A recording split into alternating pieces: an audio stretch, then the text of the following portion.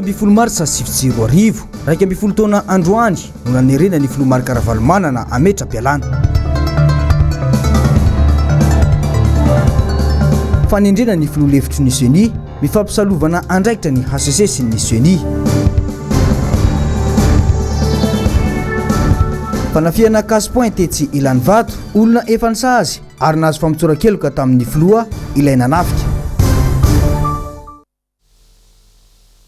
Ankafaliana tomboklesy tombokavy nandesinay mitsidika ny tokatranonao amin'ity matinaly ity talata fa 7 ny volana Martsa taona 2020.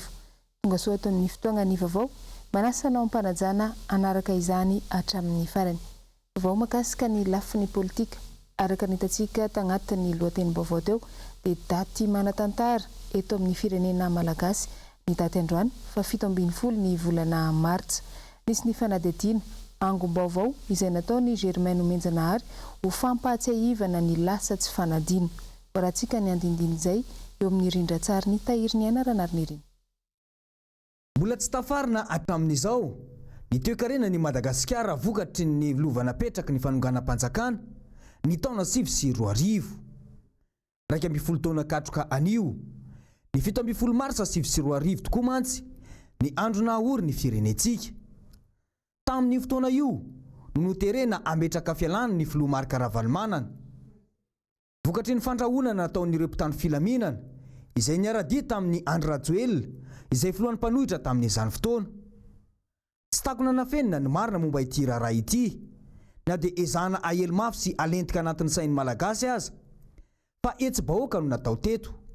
Voaterina mindra ny fahefana tamin'ny manamboninahitra nanana grady ambony indrindra teto amin'ny firenena ny filoha tamin'izany fotoana izany ary ireo indray avy eo no noterena namindra ny fahefana tamin'ny Andry Rajoelina avy eo.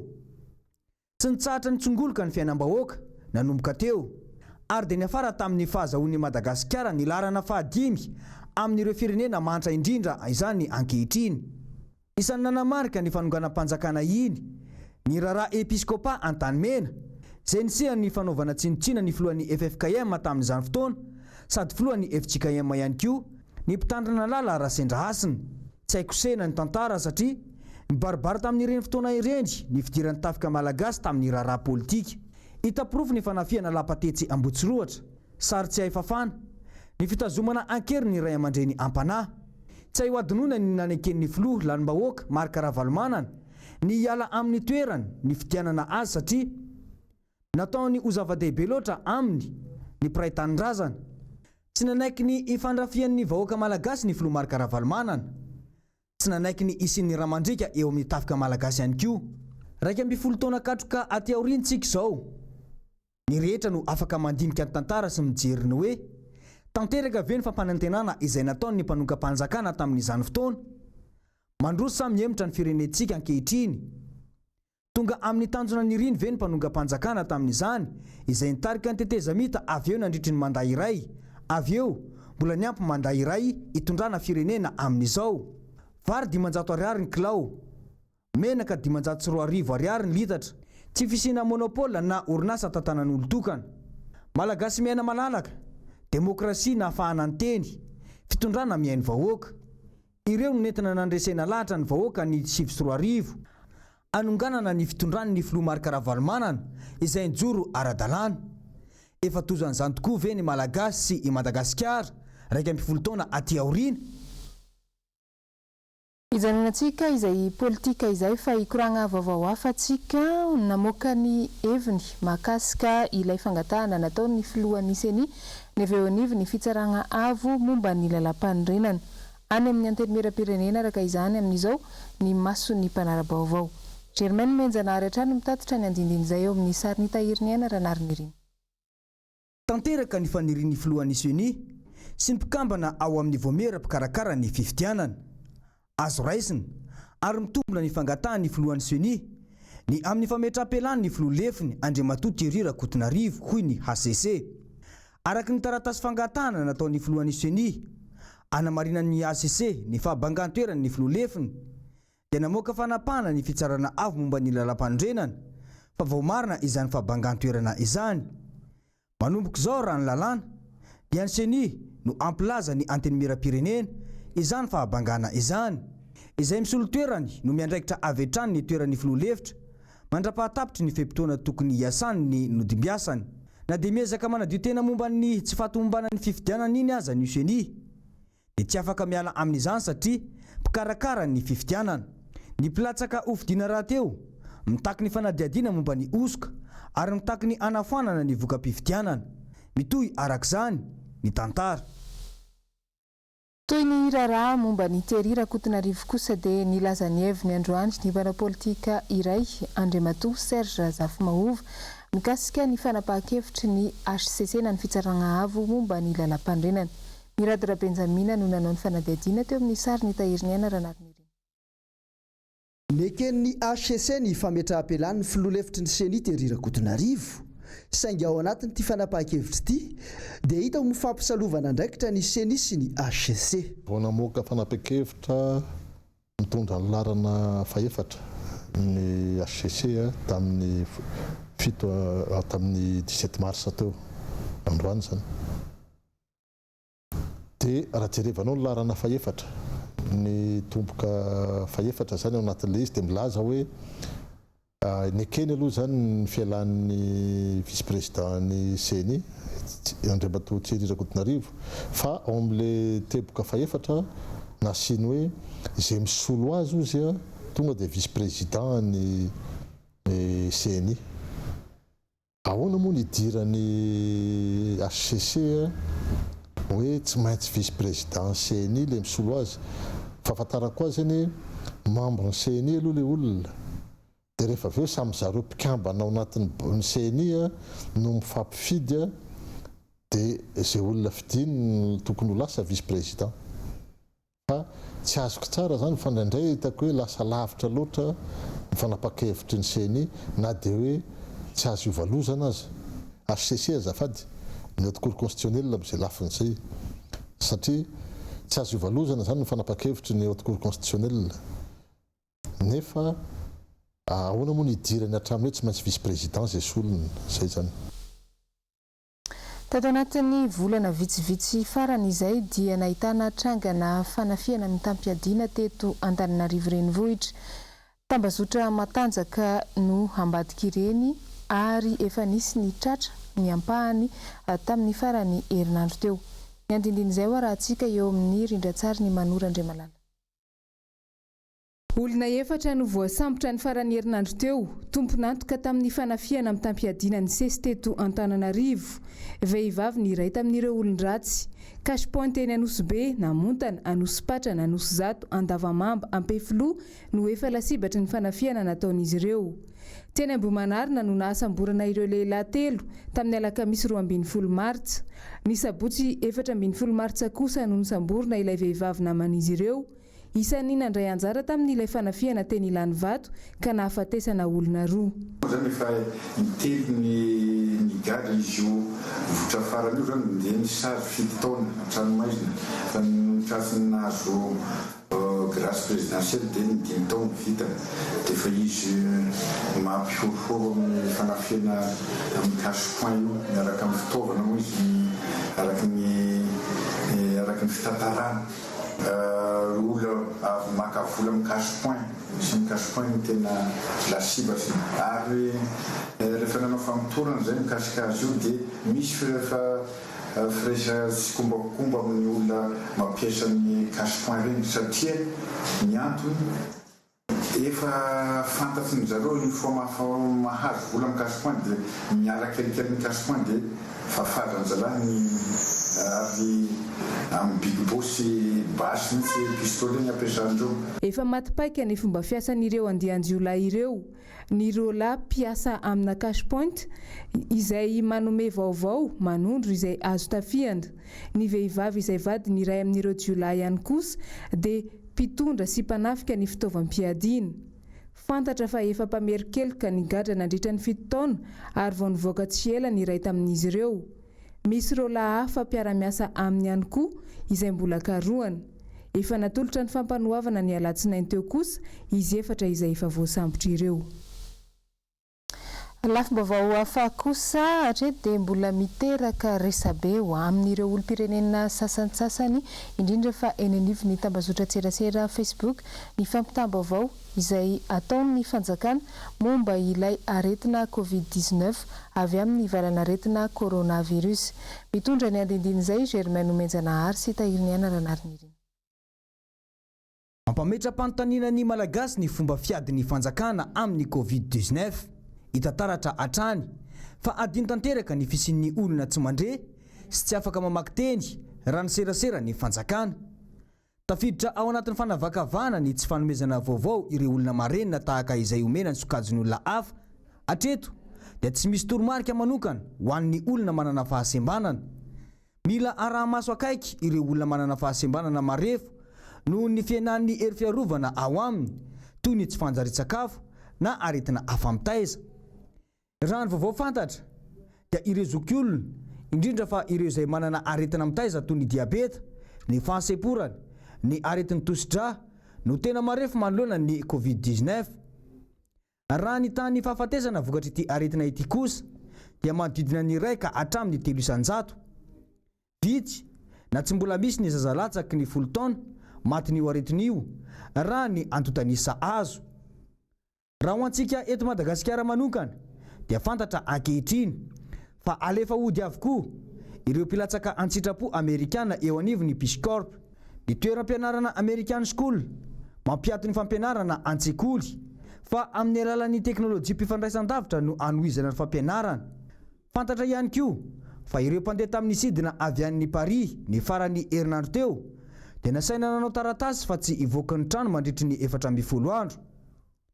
Tsy misy manara-maso azy ireny anefa any amin'ny tokantrano miany. Raha ny sidina ny farany herinandro teo fotsiny anefa dia mpandeha hatrany amin'ny 400 mahery no tao anatiny.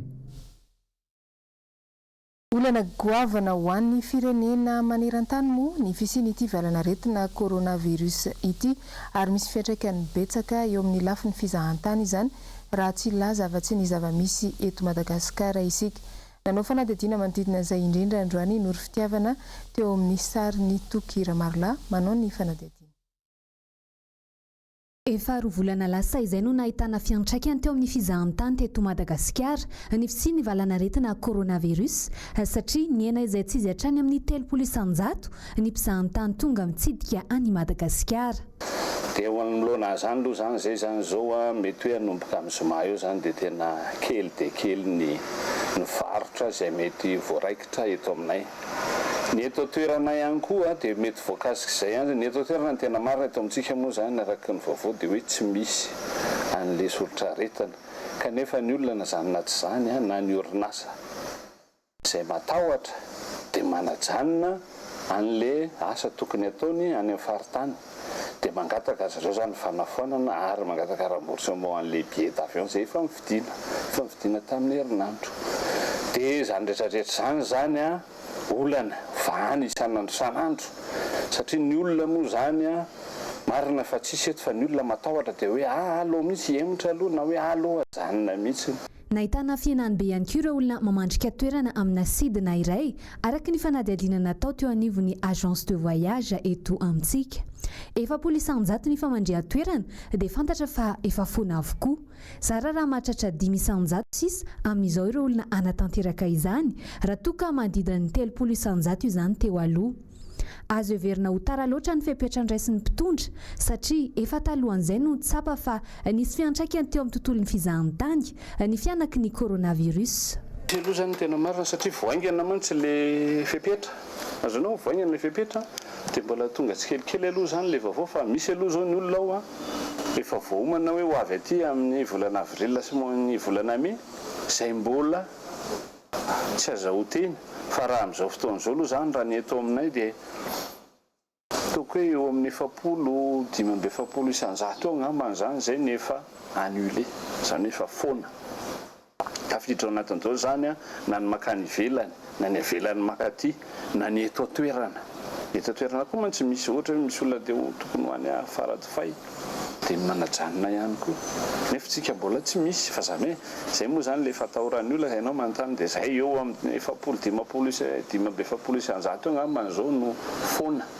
Mbola tsy nahitana trangana coronavirus kosa eto amintsika, saingy efa mihamana akaiky any Madagasikara kosa izany amin'izao izay atsy Mayotte. Maro amin'ny malagasy no efa miomana amin'ny fiatrehana izany sady raha sanatria ka tonga eto koa ny Covid-19. Fa manoloana izay indrindra dia hiato avokoa moa ireo sidina jiaby avy any ivelany manomboka amin'ny zoma ho avy izao. Io no tapaka tao anatin'ny filan-kevitry ny minisitra manokana izay notontosaina androany teny Avoloha momba ny fiarovana amin'ny fianaka ity valanaretina coronavirus ity. Fa ikoragna vaovao hafantsika anatin'ity fanadihadiana manaraka ity manoloana ny fidirana amin'ny fampandrosoana ifotony dia zava-dehibe ny fanatanterahana n'ireo fampanantenana izay nomena ny vahoaka sy ny fanatsarana ny fotodrafitrasa ho an'izy ireo. Vonona amin'ny fanaraha-maso ny anatanterahana n'izany ny solombavambahoaka ny Madagasikara. Ny andindin'izay rahantsika eo amin'ny rindratsary ny Manorandramanana.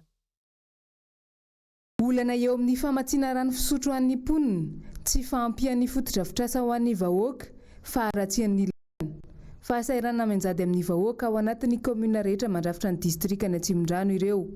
Tsy mbola nahitam-baholana hatramin'izao. Adidin'ny solombavambahoaka no manara-maso ny fanatanterahana ireo rehetra ireo, indrindra tao aorian'ny fikaonan-doha momba ny famatsim-bola homena ireo komuna sy ny distrika natao tamin'ny fiandohany ity taona ity. Ny solombavambahoaka voafidy tamin'ny atokotika Madagasikara dia nandray anjara tamin'ny fametrahana ny atsotsika hoe teti-bolam-panjakana ho amin'ny faritra Analamanga izay notanterahana teny Ivato. Tao anatin'izany feonana izany no nametrahana an'ireo filana aty anivon'ny distrika Antananarivo Atsimondrano ohatra mahakasika ny resaka lalana satria fantatsika tsara ny faharatsian'ny lalana aty amin'izany distrika izany. Koa ny solombavambahoaka moa dia manara-maso akaiky amin'ny atsotsika hoe teti-bolam-panjakana ka ho hita izany amin'ny fionana amin'ny gouvernemanta ny fampidirana n'ireo fangatahana maro samihafa mba ao anatin'ny tetikasan'ny gouvernemanta amin'izao fotoana izao. Vaovao mahakasika n'izay lafiny sosialy izay dia mbola ady maventy ho an'ny Madagasikara ny ady amin'ny tsy fanjarian-tsakafo. Faritra maro manko amin'izao no mbola ahitana azy io fa ny tena voakasika dia ny any amin'ny faritra Atsimon'ny Nosy. Tsy vita ao anatin'ny hamehana nefa izany satria ambany dia ambany ny vola natokany fanjakana anaovana n'ity ady amin'ny tsy fanjarian-tsakafo ity. Fanadihadiana nataony Noro Fitiavana sy Toky Ramarolahy. Ambany dia ambany ny vola natokany fanjakana ho amin'ny ady amin'ny tsy fanjarian-tsakafo eto Madagasikara. Tsy misy afa-tsy 300 ny vola natokana ao anatin'ny teti-bolam-panjakana raha ny fantatry ny taona 2024. Tsy mahagaga raha toka mbola lasibatra izay tsy fanjarian-tsakafo izay ny faritra maro eto amintsika toy ny amin'ny faritra Atsimo Andrefanosy iny. Vovoana ina moa vovoana ny fiarahamonim-pirenena izay miady amin'ny tsy fanjarian-tsakafo eto Madagasikara dia tena antom-pisina dia fanaovana sisikevitra plaidoyer amin'ny teny frantsay.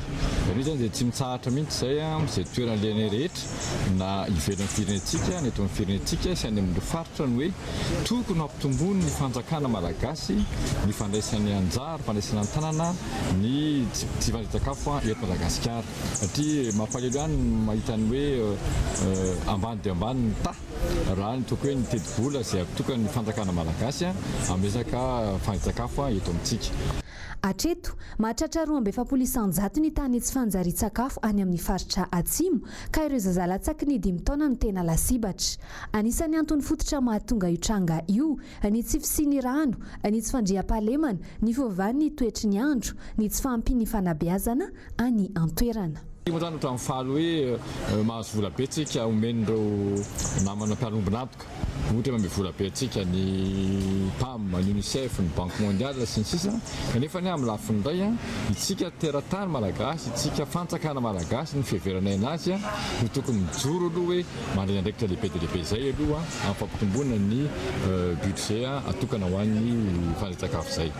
Ny iray fotsiny dia zao hoe ny fiarahamonim-pirenena izay tarihanay dia vonona miantsehatra izay hoe iny ataontsika hoe plan national nutrition iny plan 3 moa firaha zao amin'izao fotoan'izao dia anjarany rehetra no miaraka manatanteraka an'iny zany hoe ny fiarahamonim-pirenena na ny sehatra tsy miankina ny fanjakana ny mpiara-nomponantoka miara-mijery hoe inona ataontsika ho tanteraka iny plan antsika iny. Ny vovona ny fiarahamonim-pirenena dia miandraikitra fotsiny ihany ny fandrindrana amin'ny ankapobeny toy ny fanaraha-maso ny vola iadiana amin'ny tsy fanjary-tsakafo raha toa ka ireo mpiantsehatra ny tompona andraikitra amin'ny fanatanterahana ny asa. Eo amin'izay sosialy izay hatrany dia nahitana fiakaran'ny vidin'ireo entana ilaina amin'ny fiainana andavanandro tato anatin'ny andro vitsivitsy izay mitaraina ireo mpivarotra sy ireo mpanjifa ihany koa fa tsy mitsahatra ny midangana ny vidin'ireo entana ireo. Fanadihadiana nataony nomena Andriamana Misata sy Andry Rakotomalala. Efa tsy mitsaha mitombo intsony ny vidim-piainana ankehitriny, indrindra fa ireny fitaovana izay fampiasa amin'ny fiainana andavanandro.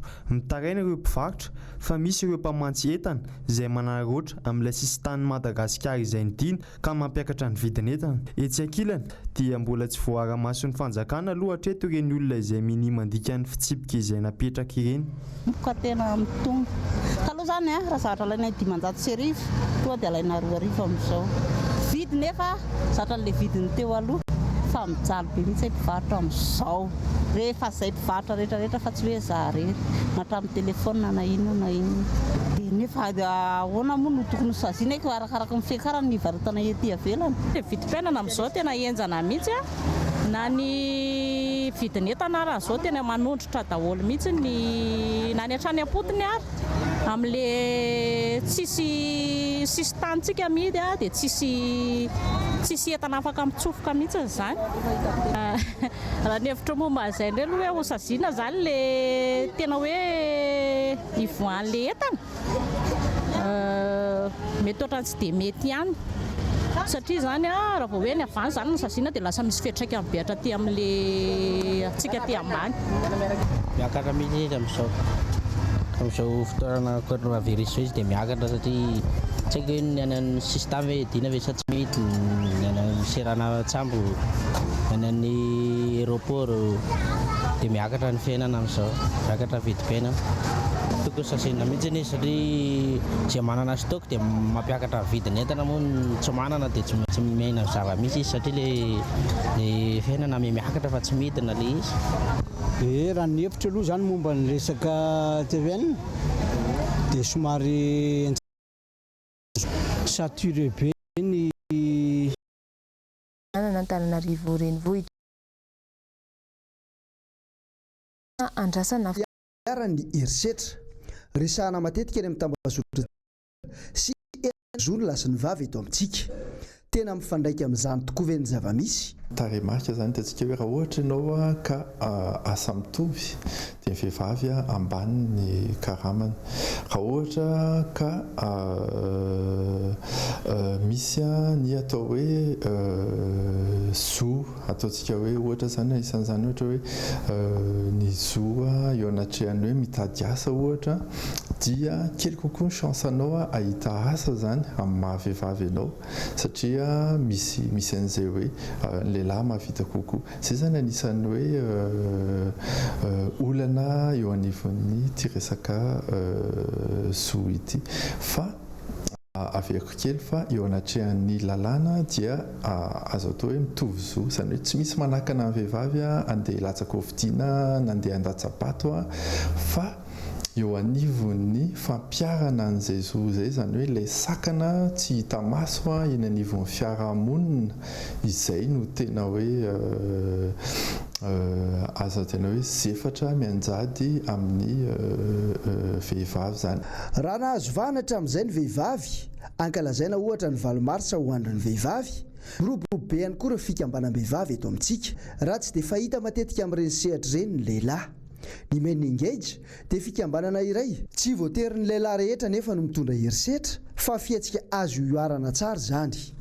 Tsara kokoa ny asantsika mahazo efficacité kokoa raha ohatra ka miimpliqué ny lehilahy ary faharoa manaraka izay dia tsy ny lehilahy rehetra no mpanao herisetra fa maro ireo lehilahy izay atao hoe mijoro mandeha tsara amin'ny rariny eo anivon'ny fiarahamonina manaja ny vehivavy dia hitanay hoe hitany manengatra hoe tsara kokoa raha ohatra ka impliqué ireo lehilahy ireo manentana ireo lehilahy namany hanalavitra ny herisetra zany.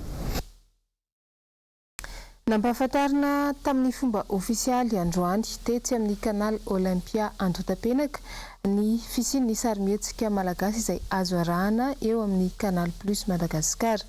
Fiara-miasa amin'ireo mpamokatra sarimihetsika malagasy moa izy ity. Ny andindiny izay eo amin'ny sary ny Manorandramalala. Sehatra mbola malalaka ary azo trandrahana tsara mba hampiroborobo ny toe-karena malagasy ny tontolo ny sarimihetsika. Asa goavana ary tsy mora no hatrehan'ireo mpamokatra, mpikirakira ny lafiny teknika ary ny mpilalao eto Madagasikara.